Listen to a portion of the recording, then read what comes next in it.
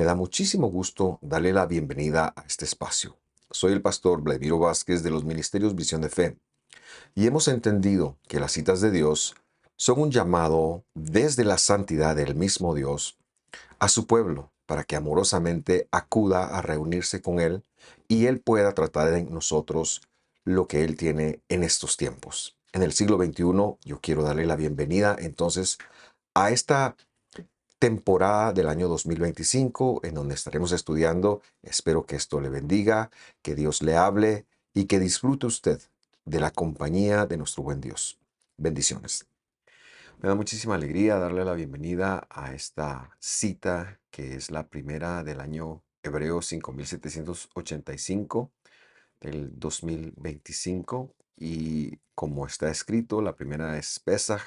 Así que nosotros empezamos esta temporada con las primeras tres que están conectadas, pero hoy nos toca ver el turno de Pesaj y queremos tratar el tema de la Santa Cena y cómo es que la Santa Cena se llegó a asociar con Pesaj y de dónde viene. Vamos a hacer un poquito de historia, vamos a hacer un poquito de Biblia y como siempre y en función de las citas del Señor, me gusta ir desarrollando distintos aspectos cada año en los cuales vamos aprendiendo todo alrededor de ellas. Y yo le invito a ver nuestros listados en YouTube, en donde encontrará ahí en el listado de citas, pues el desarrollo teológico, el desarrollo espiritual, etcétera, etcétera, y los distintos temas.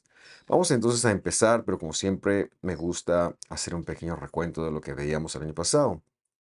Y es que lo basamos en la levadura y en esos 7 días que hemos de abstenernos de ella, veíamos que habían dos tipos de levadura, una que se leuda después de contacto con el agua por más de 30 minutos, es decir, después de que tenga un contacto con el agua, luego de ese contacto por 30 minutos después se leuda, mientras que hay una que es lo que se conocía como la levadura vieja, que en sí misma ya viene y leuda todo y hacemos pues un desarrollo muy interesante. El llamado del año pasado era a no dejar que nuestra vida se leudara, perdón, detrás de lo que no agrada a Dios, es decir, detrás del quebrantamiento de su palabra. Como mencionaba hace unos instantes, el desarrollo que queremos hacer hoy es tanto bíblico y e histórico, y lo que queremos ver es el asunto de la Santa Cena, porque al parecer en muchas iglesias sí lo relacionan, se piensa que es un nuevo mandamiento que dijo Jesús o Pablo, pero ¿de dónde viene? ¿Cuál es el origen? Y espero poder responder esas inquietudes el día de hoy. Así que vamos a la escritura, vamos a iniciar en el capítulo 5, versículo 8, el cual dice de la siguiente manera. Por tanto, celebremos la fiesta, la cita le puse yo, me gusta más esa palabra, en primer lugar porque está hablando de eso, no con la levadura vieja ni con la levadura de malicia y maldad, sino con panes y levadura de sinceridad y de verdad. El apóstol Pablo le está diciendo a una congregación en la diáspora, específicamente a la congregación de Corinto, que deben de celebrar la fiesta. Es un estímulo para celebrar la fiesta y como decía hace unos instantes, por fiesta hemos de entender la palabra cita y que estas citas nos dan un punto de partida en primer lugar, pero creo que siempre es importante recalcarlo. Se encuentra originalmente o como mandamiento en Levítico 23. Y allí, iniciando con el Shabbat, ese tiempo de cada 7 días, los tiempos bíblicos son explicados. Y cuando me refiero a los tiempos bíblicos, estamos hablando de que Dios le llamó sus citas, son de Él, no son de una etnia, no son de los judíos, no son de una religión. Sostenemos que son idea de Dios, son bíblicos y que a veces nos tomamos el espacio para celebrar algunas fechas que la escritura no manda, como cumpleaños. No estoy en contra de eso, aniversarios. Algunas personas llegan a celebrar fechas paganas, incluso como Halloween o el Día de los Santos, que son fechas paganas, pero se lo ve mal cuando alguien se para y de pronto dice, no, estos son los tiempos del Señor. Bueno, damos testimonio de ello porque al Satán de plano no le gusta que se celebre ese momento en donde Dios quería acercarse, revelarse a la palabra revelarse a sus hijos. Pero lo que esta escritura empieza siendo muy clara para nosotros es que el apóstol tenía la expectativa que la congregación, tanto judíos como gentiles que estaban en ella, lo celebraran y que debía de hacerse apartándose del pecado. Pero luego empieza a regularlo en el capítulo 11 y de eso es precisamente que queremos hablar. Dice, adelantándonos en la lectura, 1 Corintios 11, 18. Pues en primer lugar oigo, dice el apóstol, que cuando se reúnen como iglesia, es decir, congregación, hay divisiones entre ustedes y en parte lo creo. Pablo está señalando algunos problemas que tiene esta congregación. Verso 19, porque es necesario que entre ustedes hayan bandos a fin de que se manifiesten entre ustedes los que son aprobados. Y luego da una razón de por qué. Verso 20 plantea un problema. Por tanto, cuando se reúnen, esto no es a comer la cena del Señor. Cuando se reúnen, esto no es a comer la cena del Señor. Saulo está viniendo de una generalidad, como lo enseñamos, como el problema que hay divisiones, a una situación específica. Y el tema específico es la cena del Señor. Pero la pregunta que nos hacemos es ¿a qué se refería Pablo por la cena del Señor? La respuesta la dan los evangelios y hemos de explicarla desde ahí. Vamos a Lucas capítulo 24, versículo 13 y leemos. Ellos fueron y encontraron todo tal como él les había dicho y prepararon la Pesaj, la Pascua, la cena del Señor o el Seder, que es el orden de Pesaj, como se conoce. Entonces, se refería a el tiempo bíblico de Pesaj, que fue el que Jesús va a guardar con sus discípulos y a quienes les había dado instrucciones, porque era muy importante que él viniera y que cumpliera lo que de él se había dicho, la figura que él era de ser nuestro Pesaj. Esto lo hemos hablado muchas veces, es decir, nuestro salto en el cual Dios iba a pasar por alto nuestros pecados, en lo que él viene a limpiarnos completamente del pecado. Pero en ese momento histórico, bueno, Pesaj también, Pesaj nace, perdón, con la salida de los hijos de Israel de Egipto. Y en ese momento histórico, Dios les pide que lo guarden año con año y que para ello han de matar un cabrito y comer hierbas amargas y a partir de ahí comer panes ácimos, es decir, pan sin levadura. Estos son los tres elementos que a lo largo de la historia se guardaron. Pero 100 años antes de Jesús, vino un rabino muy famoso, se llamaba Hillel, y él hace un orden de Pesaj. Y en ese orden de Pesaj incluye el vino, incluye las copas de vino. Vamos a hacer un desarrollo del mismo también, breve porque no tenemos todo el tiempo, pero sí quisiera regresar a la lectura, estableciendo que la cena del Señor es Pesaj, es la cita bíblica de Dios que Dios espera que nosotros hagamos de Pesaj. Verso 14. Cuando, 22:14 de Lucas, cuando llegó la hora, Jesús se sentó a la mesa y con él los apóstoles, porque iban a hacer el servicio. Y les dijo, intensamente he deseado comer esta Pascua o esta Pesaj. Y aquí vemos cena, Pascua como sinónimos entonces, con ustedes antes de padecer. Verso 16. Porque les digo que nunca más volveré a comerla hasta que se cumpla en el reino de Dios. Es decir, que nuevamente, cuando Él regrese, vamos a comer Pesaj con Él. Y tomando una copa, después de haber dado gracias, dijo, tomen esto y repártalo entre ustedes. Porque les digo que de ahora en adelante no beberé del fruto de la vida hasta que venga el reino de Dios. Muchas personas, desconociendo la historia, han pensado que este momento creado por Jesús es aislado de la cita bíblica de Pesaj. Han pensado que esto es algo que el Señor Jesús instituyó. De hecho, en nuestras Biblias, en las Biblias castellanas y en las traducciones, por decirlo correctamente, vemos muchas veces los encabezados que dicen institución de la Cena del Señor, pero es que eso no existe de esa manera. Muy al contrario, lo que señalamos es que hay una cita bíblica y Jesús está trabajando desde esa cita bíblica. Ahora, como lo hemos mencionado, en la cultura judía, Él viene y lo celebra como lo celebraban ellos. Ya no solamente con hierbas amargas, pan ácimo y el cordero como estaba legislado. De hecho, una curiosidad es que el día anterior de Pesaj en Jerusalén, que era el único lugar autorizado para hacerlo, se mataban entre 16,000 a 18,000 corderitos para que todas las familias en Jerusalén lo celebraban. Esto solo se podía dar en Jerusalén de acuerdo a la escritura, es decir, la matanza de los corderitos y la gente iba y lo repartían por cada familia, por cada 10 personas, como también está escrito. Este evento entonces empezó a conocerse con los primeros creyentes como la Cena del Señor.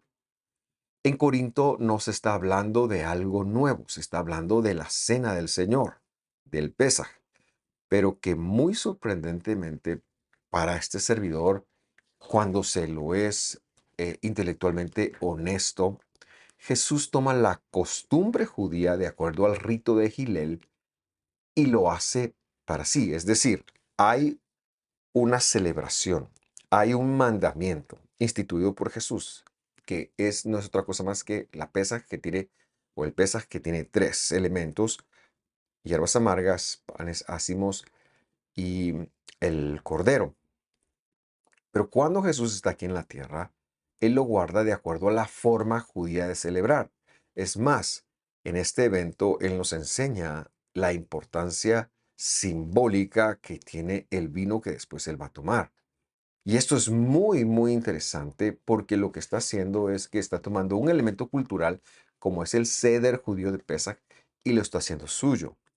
Lo que Pablo regulará en Corintios, entonces, es una vertiente de esta y ya veremos cuál es. Ahora, ¿por qué me atrevo a decir esto? Porque cuando nosotros estudiamos cómo era el ceder en esta época, cómo es el ceder hoy en día desde el rito judío, nos vamos a dar cuenta que es todo un elemento.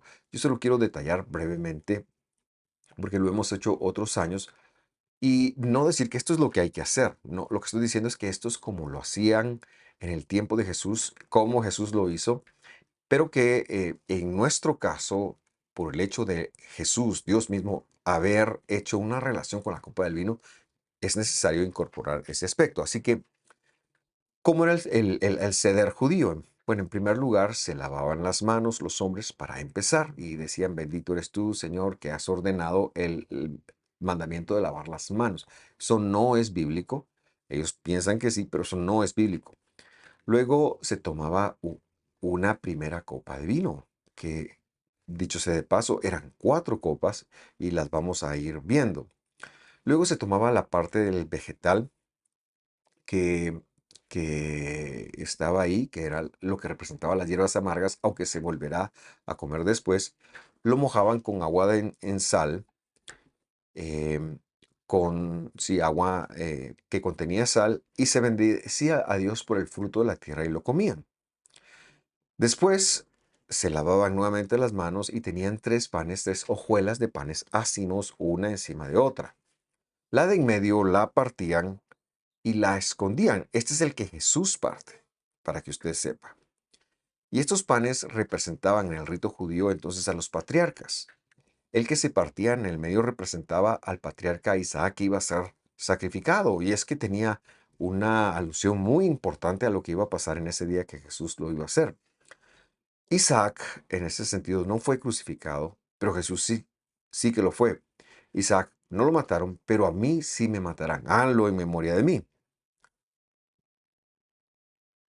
Lo que Jesús hace en los evangelios es decirles a sus discípulos: ¿saben qué? Ustedes no deben de pensar en Isaac, ustedes deben de pensar en mí. Él toma un elemento eh, práctico, didáctico, y lo aplica a lo que él está viviendo. Hay una de las mitades, entonces la otra mitad se envuelve, se esconde para que después de la cena eh, los niños como una tarea pedagógica lo encuentren. Recibía el nombre griego, curiosamente, de epícomen. Y esto quiere decir, vendré otra vez. Y era una señal de la resurrección. Me imagino que esto es lo que Jesús tiene en mente cuando lo toma, porque, o cuando lo celebra, porque tenía elementos muy interesantes de lo que él iba a hacer. Aquí es donde él dice, como acabamos de leer, no volveré a comerla hasta que venga en el reino de Dios. Luego, con la hojuela del pan de arriba y la que se partió pero no se escondió, la ponían como para hacer una especie de sándwich con hierbas amargas y cordero y lo comían. Era en donde se relataba la salida de Egipto y después de comerlo, eh, solamente ese sándwich, se bebía la segunda copa. La segunda copa era conocida como la copa del juicio y esta copa aparece en los evangelios. Luego ya se daba el espacio a una cena normal, que por supuesto incluía el cordero, pero también cualquier elemento que la familia quería agregar. Y vemos que Jesús cena. Y después de la cena, y ahora sí tiene sentido lo que vemos en los evangelios, venía la tercera copa, que era la copa de la redención, que es la que Jesús dijo, esta es mi sangre del nuevo pacto. Luego mojaban un poquito de pan en el Hatzoret, una especie de compota dulce, que es la que Jesús le dice a Judas, mete tu pan aquí dentro de mí, dentro del mío. Y luego tomaban la cuarta copa, que era la copa de la alabanza en las manos, y empezaban a cantar lo que se conoce como el Halal, que son los salmos del 116, 21 y el 132. Por último levantaban la copa, entonces cantando con la copa en manos y luego ya la bebían. Y después de esto, es decir, cantaban salmos y después de esto salieron. Y que es otro elemento que el Evangelio también narra. Ahora, si usted recordará, leyendo Lucas capítulo 22, vemos que él toma una copa. En el versículo 17 dicen, repártanlo entre ustedes, porque no comeré del fruto de la vid hasta que venga el reino de Dios. Y entonces toman una primera copa del Evangelio, pero que sabemos nosotros que es la segunda copa. Pero luego en el verso 19, que es el que vamos a leer ahora, mire cómo dice, y tomando el pan después de haber dado gracias, lo partió y dijo, este es mi cuerpo, que por ustedes es dado, hagan esto en memoria de mí. Y aquí se está refiriendo más que nada a los sándwiches, en primer lugar, a los panes que representaban a los patriarcas. Obviamente no habían niños ahí, entonces seguramente después de partirlo, hacen los sándwiches que habíamos hablado y eh, él hace la referencia. Este es mi cuerpo que por ustedes es dado. Hagan esto en memoria de mí. Pero vea el verso 20 y mantenga en mente que ya hay una copa que han bebido, que es la segunda copa. Dice, de la misma manera tomó la copa después de haber cenado. Y aquí vemos dos elementos. La cena, la cena, que es ya llegando al final, y el otro elemento es la copa, que es otra copa, la tercera copa, la copa de la redención.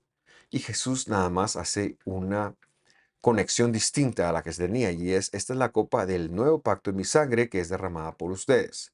Haremos este desarrollo el próximo año, pero que sepa usted que ese nuevo pacto se refiere a que ya los pecados no se iban a perdonar por medio de animalitos, sino por el sacrificio que él iba a hacer. Entonces, lo que quiero que conecte es que lo que narra el Evangelio es el ceder o el orden de Pesaj según lo hacían los fariseos de la casa de Hillel, y este era el desarrollo. Y Jesús lo hace. También que se tenga en mente que el único lugar en donde se mataba un cordero, siempre y cuando hubiera templo, era en Jerusalén. En ningún otro lado había autoridad para hacerlo.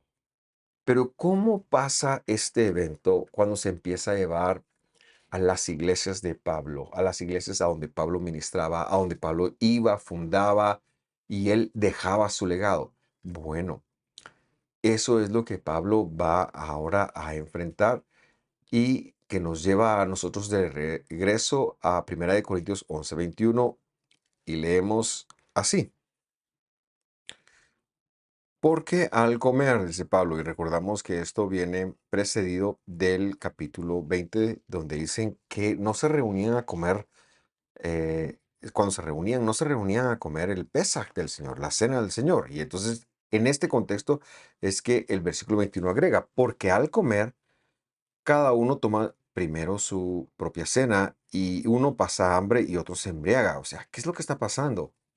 Ustedes llevan todos los elementos a la comunidad. Algunos no tienen comida, algunos otros solo llevan su cena y otras personas agarran las cuatro copas, se las toman y se emborrachan. Dice, no se trata de eso. Verso 22. ¿Qué dice? ¿No tienen casas para comer y beber?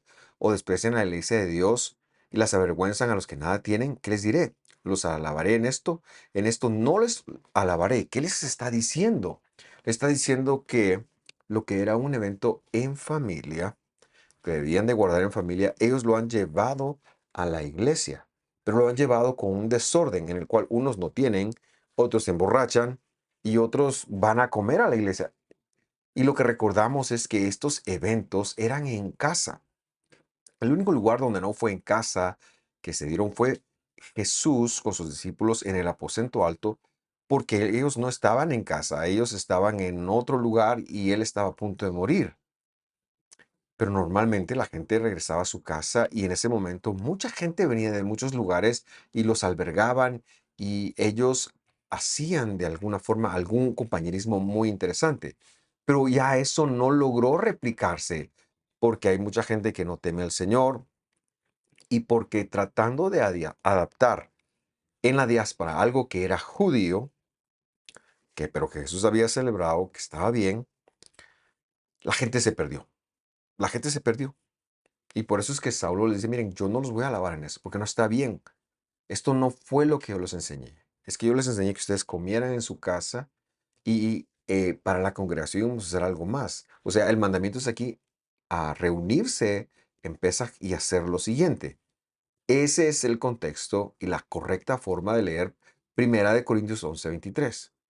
Si no tenemos este contexto, no podemos entender por qué Pablo ha dicho todas esas palabras. Y en el cristianismo se lo ha entendido sin contexto y a partir de ahí es que se creó una celebración que se conoce como la Santa Cena o la Cena del Señor, independiente de Pesaj. Pero eso nunca fue la voluntad de Dios. Veamos entonces el versículo 23 y vayamos aterrizando la lección. Dice, porque yo recibí del Señor lo mismo que les he enseñado, que el Señor Jesús la noche que fue entregado tomó pan. Después de dar gracias lo partió y dijo, este es mi cuerpo que es para ustedes. Hagan esto en memoria de mí. Eso lo veíamos en Lucas. De la misma manera, tomó también la copa después de haber cenado. Pero si ustedes ven, aquí ya no se narra la copa anterior, la que sí se había narrado en Lucas. Y él les dice, de la tercera copa, esta copa es el nuevo pacto en mi sangre. Hagan esto cuantas veces la beban en memoria de mí. Se refiere a la tercera copa. Se está refiriendo específicamente y como mandamiento al evento de Pesaj. No se está refiriendo cuando a ustedes se les ocurra hacerla. No se está refiriendo a que hay necesidad de tomar la Santa Cena porque la Santa Cena nos limpia. No está hablando de eso como hoy sí se lo cree dentro del cristianismo. No, esto tiene todo un contexto. Él está hablando de cuando la hagan en Pesaj, esa tercera copa, deben de hacerla en memoria de él. Y si quieren hacerlo en congregación, bueno, estas dos son las cosas que deberían de hacer en congregación, no más. Lo demás lo deben de hacer en su casa. Verso 26 cierra diciendo, porque todas las veces que coman este pan, y repetimos, ese pan se comía en Pesaj exclusivamente. Ese es el contexto. Y beban esta copa se bebía en Pesaj nuevamente, proclaman la muerte del Señor hasta que Él venga. ¿Qué hacemos en Pesaj? Según el texto, es que nosotros proclamamos la muerte del Señor. Proclamamos que Él va a saltar o va a hacer que el pecado nos salte, que Él va a hacer de nosotros sus escogidos, que Él nos va a guardar para una futura liberación. Lo que Saulo entonces está diciendo a su gente es, miren, hagan el ceder en sus casas, hagan el orden, hagan todo lo que ustedes saben en sus casas. Pero en público, s- den una participación esta noche de pan. mandamiento de Dios y tomen la tercera copa, que esta no había sido un mandamiento, pero que sí era una pedagogía que Dios mismo la había dejado para asociarla con su sacrificio, porque esta sería, como mencioné hace unos instantes, un recordatorio del nuevo pacto. Ahora nos surge una pregunta. Entonces, ¿por qué pareciera que Pesaj o por qué pareciera que Pesaj y la Santa Cena son cosas distintas? Es decir, Pesaj versus lo que creemos como cristianos, porque según la escritura no lo son. La respuesta está en que la serpiente ha metido su engaño y esto lo podemos comprobar con la historia y al final quiero hacer un análisis o una deducción con usted. En el primer siglo, lo que nosotros vemos, el siglo donde vivió Pablo, donde murió Jesús, vemos que en las congregaciones hubo una mayoría de judíos que eran mesiánicos, que creían en Jesús y que empezaron a guardar la escritura desde la óptica de Jesús y desde la óptica de sus apóstoles. Finales del siglo empiezan a entrar algunos gentiles, pero no eran mayoría. En el siglo II, el tiempo se volvió muy convulso. En primer lugar, porque a partir de las tres guerras judías del 66, del 117 y del 134, las guerras que se libran vuelven todo lo que suene a judío muy impopular. Y por lo tanto, el número de judíos creyentes empieza a disminuir en las congregaciones de Pablo, en las congregaciones de Juan, que hasta este momento tenían la mayoría, o lo que se conocen como las iglesias. Esto se echa de ver mucho en Roma también, que es la capital del imperio y en donde todo aquello que vuela judío, de hecho, han habido algunos emperadores que han expulsado a los judíos y otros que les han permitido volver. Pero es que ya para la segunda mitad del siglo II, ser judío es ser muy impopular. Y entonces llegan al obispado dos personas muy interesantes. Justino, que en la Iglesia Católica se conoce como San Justino, y Aniceto, que en la Iglesia Católica también se conoce como San Aniceto. Ellos hacen algo que en primer lugar afecta solamente a Roma. Ellos entienden que para que el movimiento se perpetúe, para que crezca, para que no reciba persecución, deben de separarse de aquello que vuela o se pueda percibir como judío, aunque sea bíblico. Y aquí hay un gran problema, porque decimos que estamos, por supuesto, en contra de la judaización, pero la judaización bien entendida. Pero debemos de estar a favor de todo lo bíblico. No necesariamente eso es lo mismo. Y esto es una reflexión que debemos de hacer y es un punto que nos debemos aclarar. Lo bíblico es lo bíblico y debemos de llegar al fondo de lo bíblico y esto Dios lo ha dejado para que lo guardemos. Lo que debemos de pelear son las costumbres judías, la forma judía de hacer la ley, especialmente o cuando vaya en contra del evangelio, como Jesús lo enseñó, o en contra de la escritura, porque algunas veces va en contra de ella. Así que eh, esta gente quiere sacar lo bíblico también, porque han caído, como decía hace unos instantes, bajo el engaño de la serpiente de que sacando lo judío, ellos pueden estar bien, pueden estar tranquilos, pero existe un problema, es que eso no era judío, eso era bíblico lo que ellos sacan. Y lo que hacen muchas cosas, usted puede leer en la historia de estos dos personajes, pero quiero resaltar dos. Número uno, ellos oficializan para la congregación de Roma el domingo como el día del Señor por primera vez. Esto no lo hizo Pablo, esto en el primer siglo siempre fue el Shabbat, de viernes en la noche hasta una noche. Ellos son los primeros y eso es una documentación histórica que tenemos. Pero la segunda cosa que hacen es que ellos cambian la fecha pascual de cómo lo hacía Jesús y sus discípulos y ahora la van a basar en el calendario solar. Y por eso muchas veces es difícil que las fechas coincidan con el Viernes Santo. que es el que ellos instituyen. Cuando 2 siglos, casi 2 siglos más adelante, llega el emperador Constantino y él está buscando oficializar el cristianismo como la región de Roma. En Roma, vale la redundancia, se crea el algoritmo para separar los tiempos, el bíblico y el cristiano. Por ejemplo, y me explico. Este año Pesaj, que es el 14º día en la noche, o el 15º día, perdón, del primer mes del año que se conoce como Adar, basado en el calendario lunar, calendario hebreo bíblico, lunar solar. em, este año Pesaj caerá el 12 de abril, am, al anochecer, al domingo 13, es un día. La cita caerá entonces en ese día, o sea, hoy en la noche. Hoy en la noche es Pesaj en la Biblia. Pero la Pascua cristiana, esta no será sino hasta la próxima semana. Siempre es viernes porque el algoritmo lo divorció adrede. O sea, será el próximo 18 de abril.